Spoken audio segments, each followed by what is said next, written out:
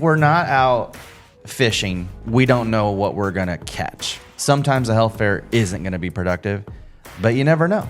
You don't know until you show up. So that's a big part of marketing too, is showing up, being present. That's something that I think a lot of people, especially in the digital age, that they think just posting on Facebook or posting on Instagram, that's going to get it done. But the truth is, you got to be out there. Maybe you won't have anybody watch us that would give anything, but there's always that chance. Even when you go to these trade shows, like you're talking, that they remember meeting you. You may have thought that was a failure of a trade show. Yeah. But that you never know when stuff like that's going to come back around. Hey everyone, welcome back to FIP Printing Pros. I am your host, Chris Lockwood, along with the other host, Josh Donison. Today, we are being joined by Kerry Eck, coming to us. We're going to talk a lot about marketing. I'm going to tell you, for some of y'all, this might be a little bit uncomfortable, but we want to turn what is normally a bad word or a scary word into a good word today. So, Kerry, welcome, man. Hi, thank you. And we will not make that H word a scary word today, I promise you. So, yeah. Yep. So, honestly, before I got into hospice, I didn't want anything to do with it because it was a scary word for me. But now that I've been in it for 4 years, it's not scary. It's finding relief for families and patients. So, I mean, sometimes I'll meet a patient and then I'll see, an email, an update that they passed away or something like that. And I feel relief because when we meet these people, they're in their most worst scenario. So it's not a scary word, at least for me anymore, but at first it was. Yeah, I can imagine. Yeah, we, I feel like our company has gotten hit with this pretty hard lately. In the last month and a half, something like that. Yeah, I don't even think it's been that long. Maybe whatever it's been like. My wife's grandpa had to go into hospice, passed. Grandpa or grandma? What was it? My wife's grandmother, yeah. Mm-hmm. And then my business partner's grandma, all within the last month and a half. Yeah. We've gone through that whole, going through hospice care and then passing. And I get what you're saying, because towards the end, it was just, it was almost best for them to, pass, because they were just hurting and in pain and all that kind of stuff. It's definitely a tough thing to see some people that are some of the strongest in your life, or whatever the case may be, just in general, Right. But you don't do hospice care. You do a different side of the business. I don't think people realize it's part of it. Yeah, I do the marketing side because hospice has changed. It used to be you go to hospice, you pass away 3 days later. That's it. Or you go to a hospice house and that's it. There's other options out there. So I am a marketer. I market this product because it's the education piece that people are missing. Because they think it's that scary word. Yeah. So I'm out educating doctors, assisted living facilities, the general public, just to try to get that fear of that word, out. So as far as the marketing goes, I know when I think marketing, right, I think about what I do with Josh. We think about the podcast, we think about commercials, you think about advertising. So in your field with hospice, you do the education piece and all that, but what does your marketing look like? So I feel like to get from a community, you have to give back. So a lot of the things that I do are events that help promote my business, but also promote the community. For example, and actually you were there, I helped with the art show at the Appleton. Yep. Because that wasn't just about hospice. In fact, it actually turned out to be about hospice. You were there, but I feel like you have to promote the community and promote our local artists and promote assisted livings, promote other businesses. And when you do that, it comes back to you at the same time. Absolutely. Yeah. So how did you get into marketing in general?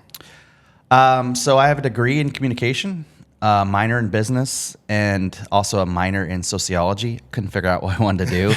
If you put that all in a pot, as soon as I graduated, I was in sales and marketing. And so for the last 20 plus years, that's all I've done. It's something I fell into. I have a family of speakers. My mom was mayor of my hometown. My dad's an artist. We're out and about. My dad's never met a stranger, and I think that has, kind of reached me. Yeah, I could tell that. Yeah. Yeah. So, obviously with that, do you Do you get like I guess anybody that like when you're trying to market hospice, do you ever have anybody that like gives you any backlash or anything for that kind of stuff? Just curious. Oh, yeah, absolutely. Just because, well, we've been called the Grim Reaper, for example. And again, I'm not going into a business or a assisted living or a doctor's office and saying, "Hey, anyone dying?" But I am going in saying, "Is there anyone that we can help with?" Yeah. And I think this goes back, part of the marketing is sometimes we're not thinking about hospice as physicians or assisted living, or we're not thinking about it. And then you hear the benefits and they're like, oh, I have several patients that would benefit from that. So yeah, you mentioned that because when I think about the word, I think about like what my wife's grandmother went through, and then most of our grandparents. My dad went through it with when he had cancer. But when it was mentioned to us, it was like, we're going to put him in the hospice. And it was like 6 hours later. And that was it. But you mentioned that there's other things. It's not just hey, this is the very, the very, very end. So when it comes to educating the doctors, the nurses, the hospital, stuff like that on what you do, what does that look like? Like what...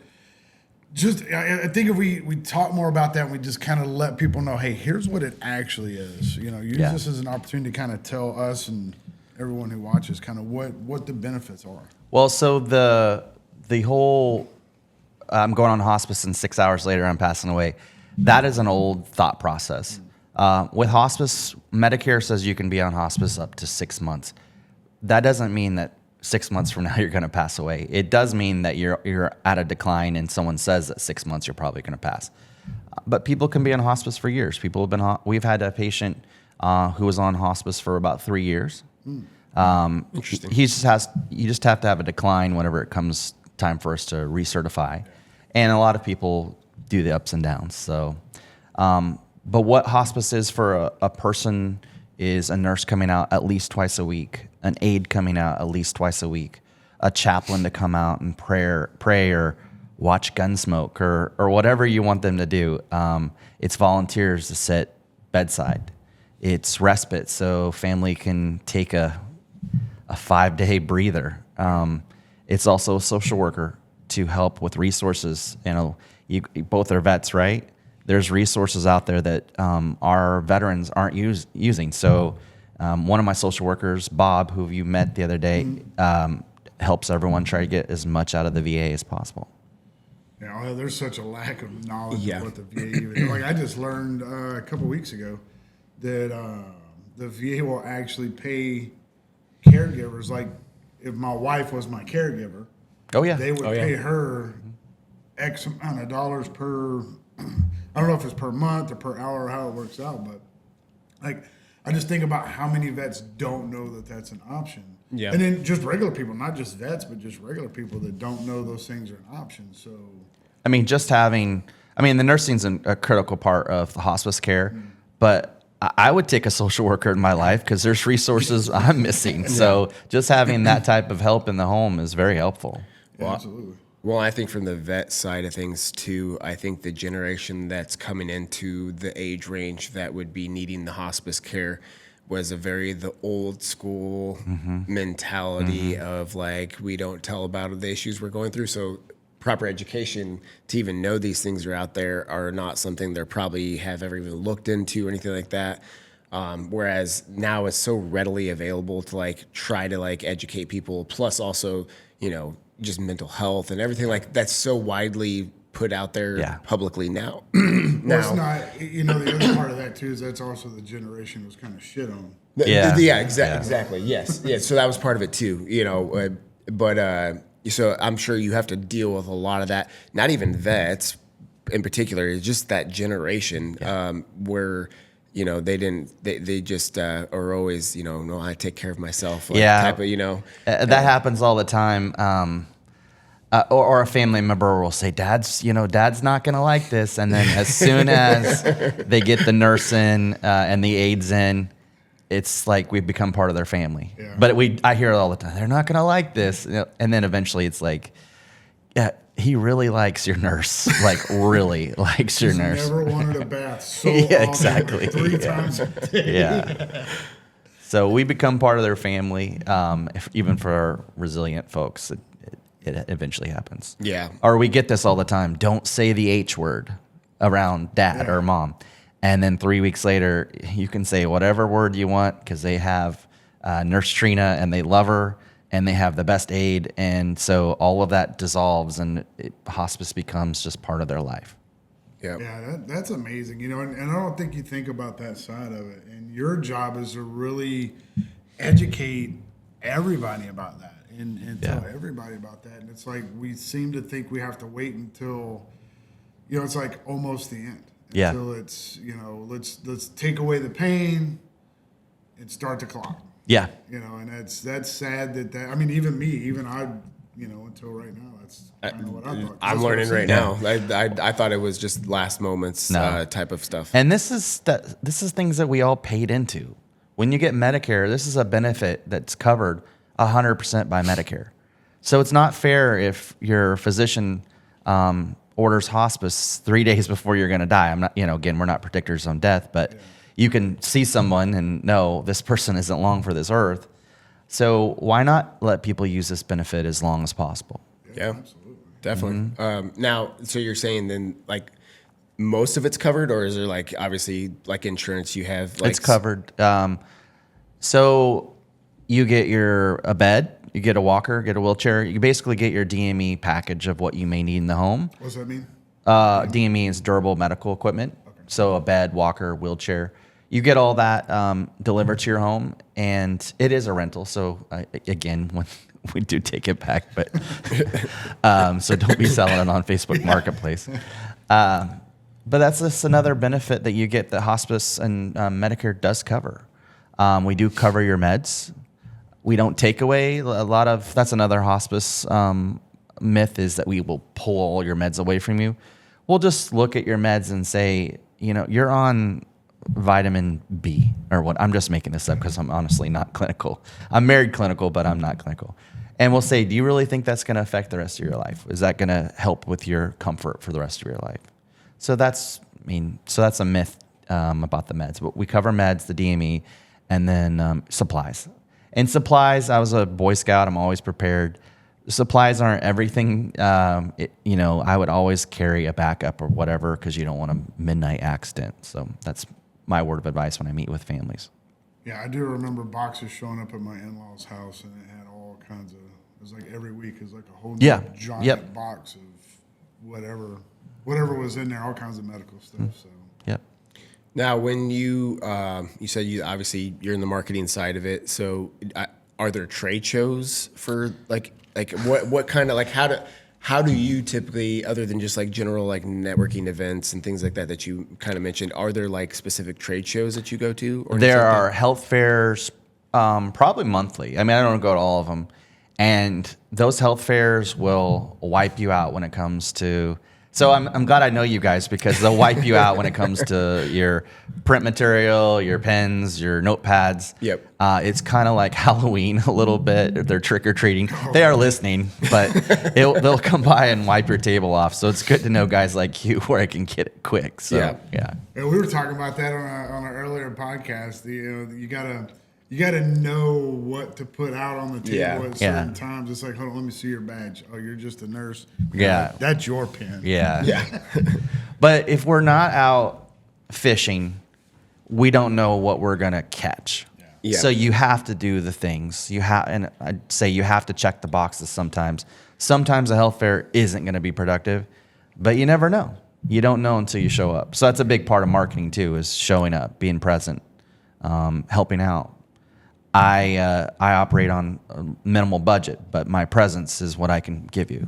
Mm-hmm.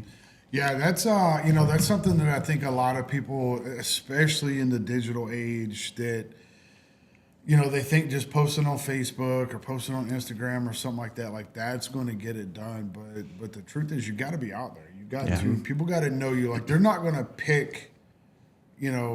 First of all, the education is important. Like we're getting education now. But it's not just the education. Does the person show up? Does that company show up? Do they follow through with what they're going to do? So everything is so important. Now, they're also going to go and check and see, oh, what kind of posts do they do online and all that kind Right, of stuff. right. Yeah. But it's so important to show up and to follow through. Yeah. With that. I mean, just putting yourself out there, coming out here doing the podcast. I mean, maybe you won't have anybody watch us that would give anything, but there's always that chance. Even so, not a lot of people realize, but we film sometimes more than one of these in a time, and we just had somebody in here, Rome Electric, and you in the passing, you hearing him doing his electrical, you're like, oh, I need electrical. Yeah, right. Like just a quick little here, just the fact that you guys both showed up to do a podcast, putting yourself out there, happened to meet.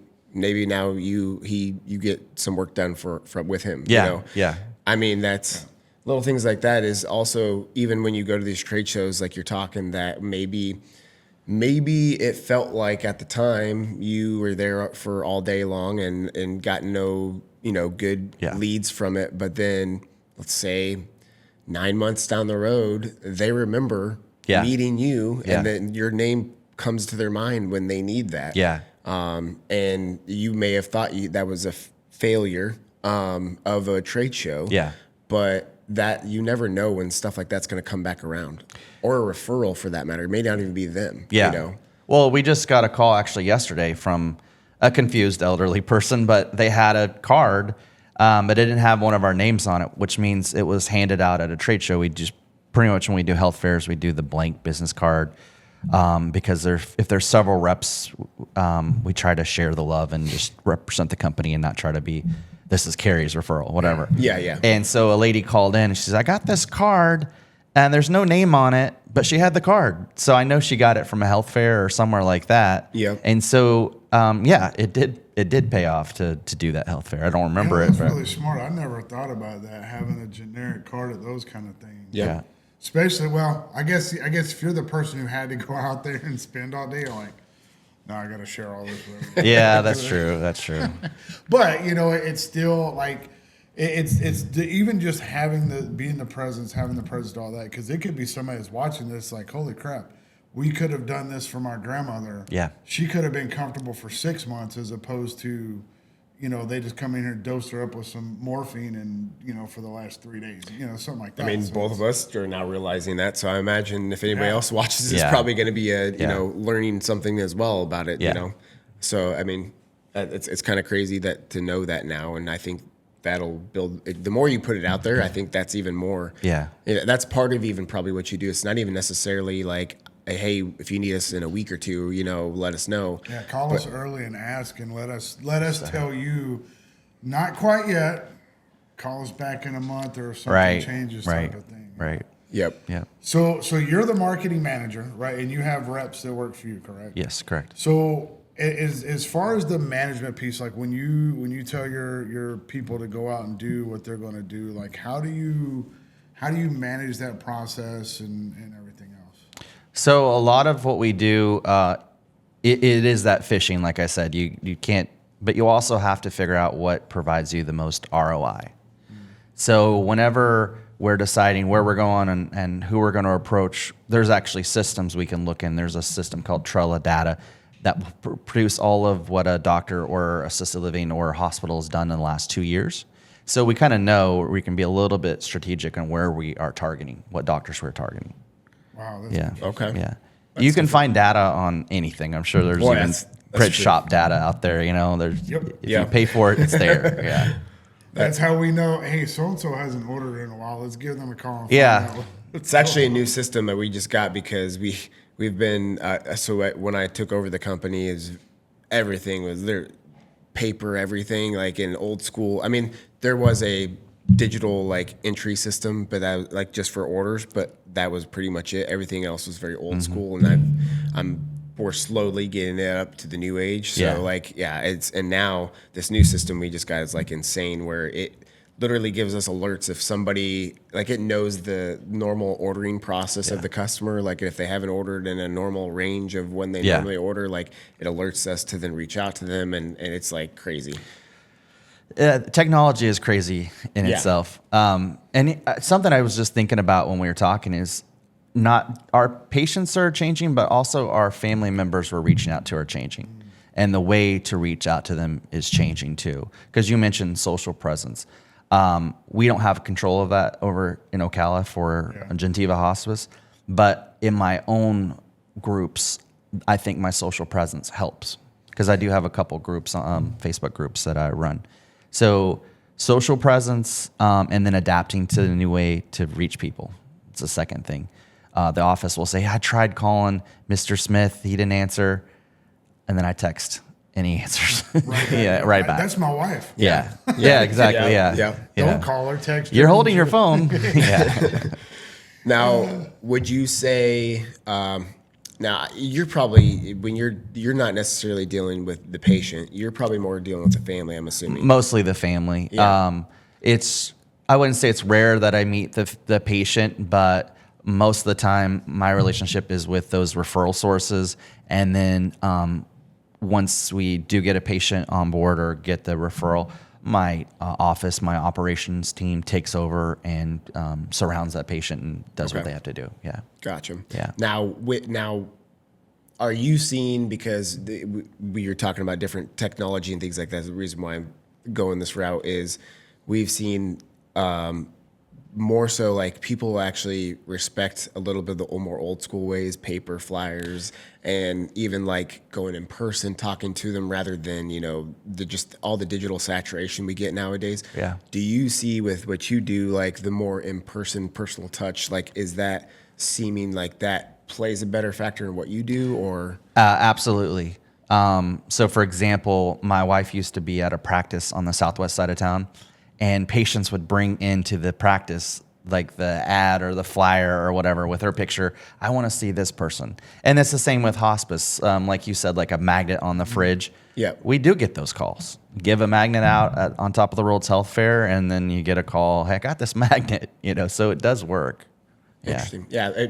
Go ahead. No, I was gonna say, you mentioned you had a small budget, and I was thinking that, there's a lot of companies out there, a lot of marketers out there that, they're working on paper thin budgets. So how do you determine where to spend your money? I know how you determine which doctors to go see and all that, but do you use that same thing to determine where you spend your money, or how does that go?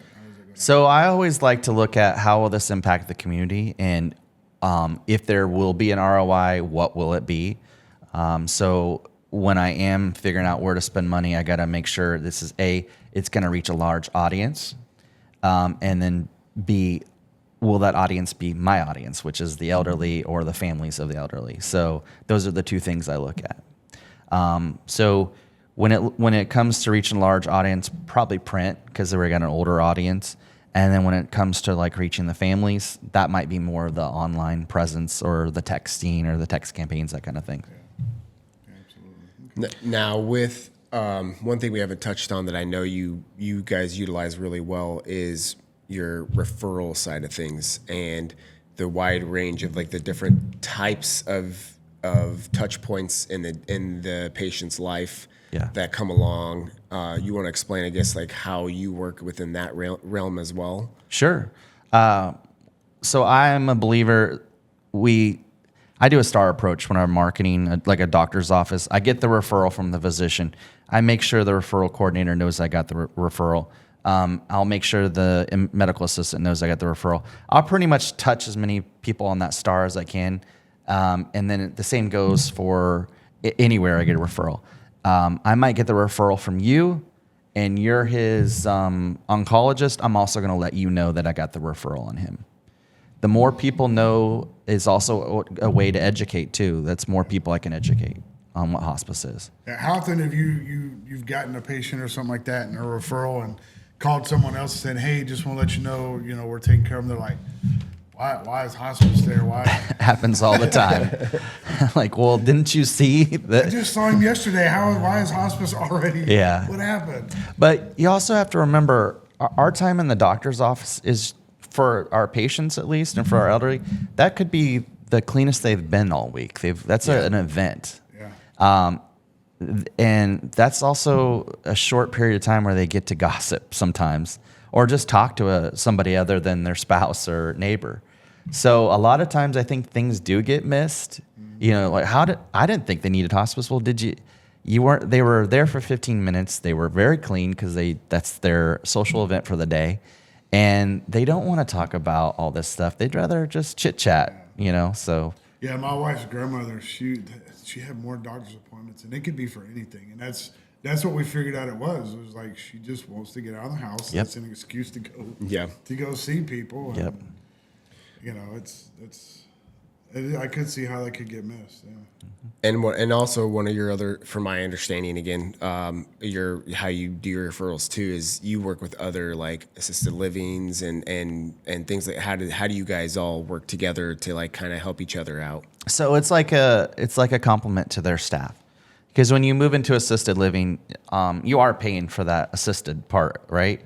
Our help is just supplemental to what they provide, but it's a real benefit for our families because we're making sure mom and dad are clean and healthy. Yeah. And a lot of our families don't live here. I feel bad. My mom and dad still live in Kansas. A lot of people live upstate or New York or wherever, and they're relying on third parties like ourselves to take care of their families. So we're a complement, we're a supplement, and we're also an advocate too for those families. Well, like you said, there's situations like that, and you guys become the family. And when situations like yourself, if you happen to be multiple states away, they can surround them like family and treat them like family and all that kind of stuff. Absolutely. And so that's also a big benefit on that side of things too. I actually have a friend's mother on service, and she's kind of my secret shopper. She'll show me text messages where my nurse has reached out to tell her mom's doing okay, mom's not doing okay, whatever the message is. But my friend's also an RN, has been an RN for 30 plus years. And she told me I'm actually a daughter. I can be a daughter because your nurse is doing that part. Oh, that's awesome. So it makes me feel good. It actually gives me the chills when I think about, because I've seen some of the screen shots, and that's how it should be. We're a family and we communicate, and we're also, that family when you do live far away. Yeah. And unfortunately, sometimes in those in days, we actually had that happen with my wife's grandpa, where he confused one of the people there as another. I think it was niece or granddaughter or something like. I can't remember which it was, and thought it was her, and she just played along. Yeah. And obviously because no sense of trying to cause more confusion in that time.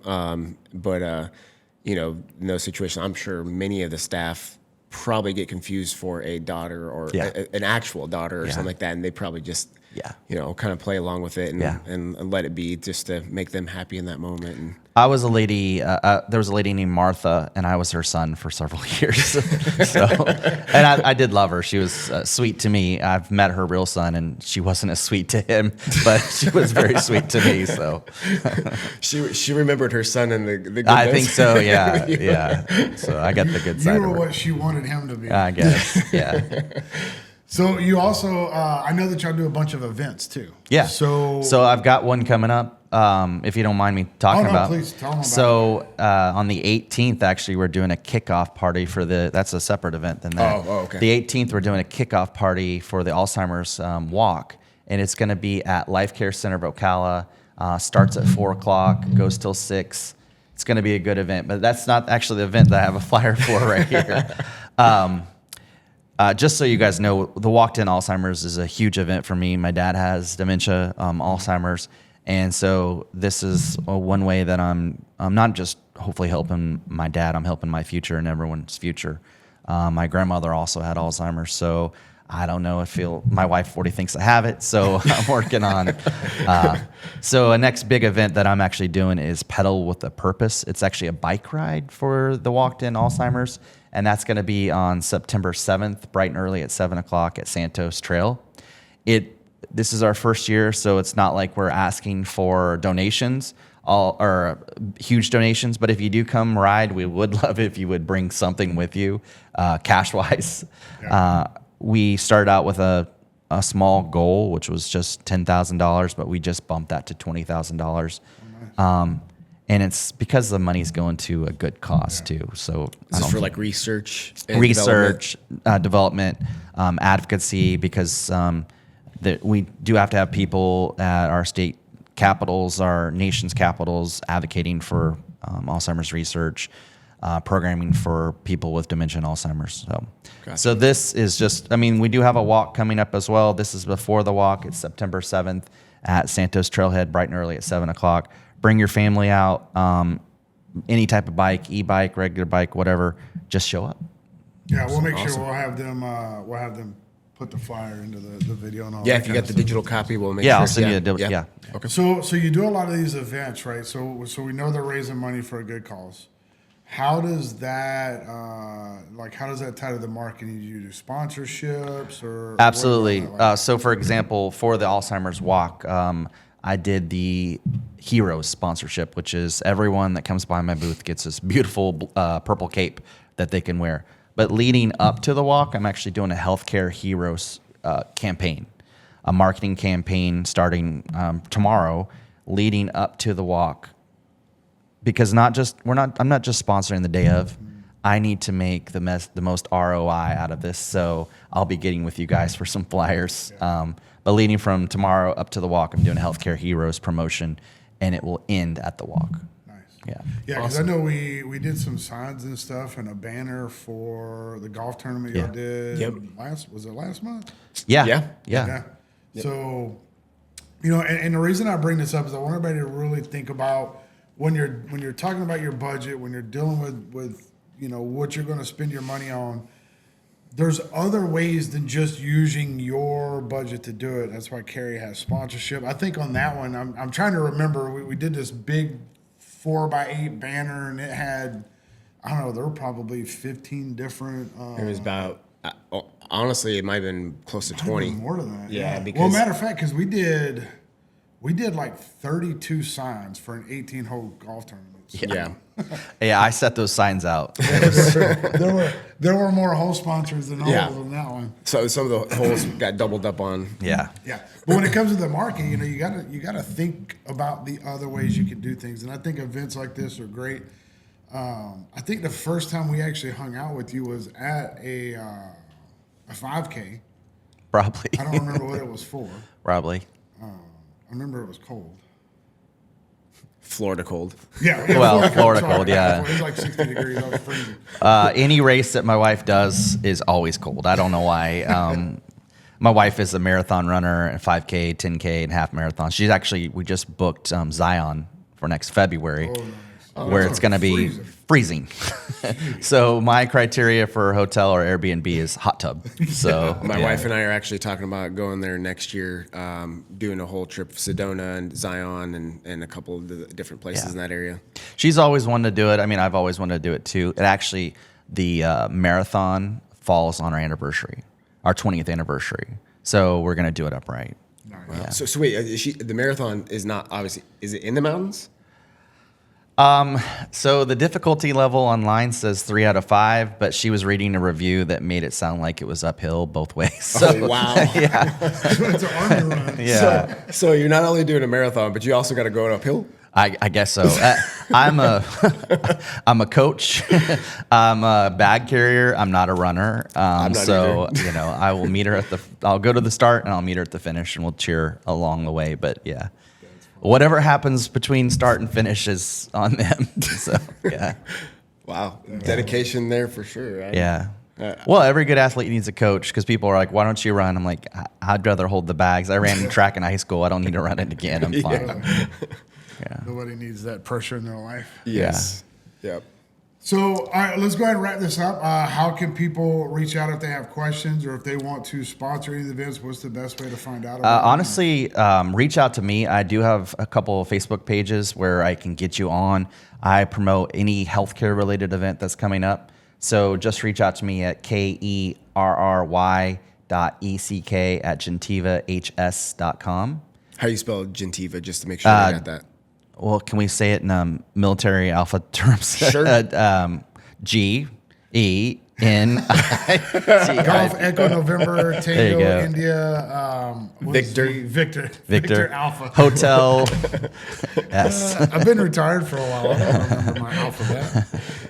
So that's the best way to reach is email me. I will get you added to all of the social media that I've got going on, all of the pages that And this actually has a page now on Facebook, Pedal with a Purpose. Okay. So all you got to do is look it up.